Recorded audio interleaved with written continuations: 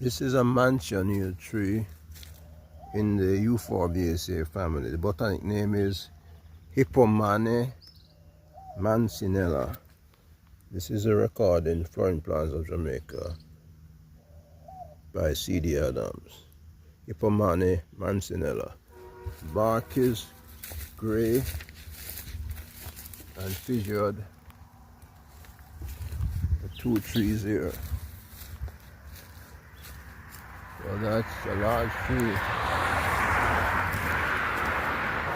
The fruits it's an extremely poisonous tree. The fruits look like little apples. They're extremely poisonous. It's an extremely poisonous tree.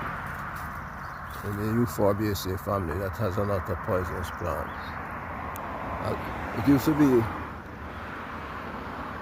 common on near beaches, near the coast on Jamaica, but it's they hardly find it now because people kill it out because it's so poisonous. Take a good look. The leaves have crinkles, crenated at the edge. Crenation at the edge. These are male flowers. These male flowers right there. It's like these look like male flowers, male inflorescence.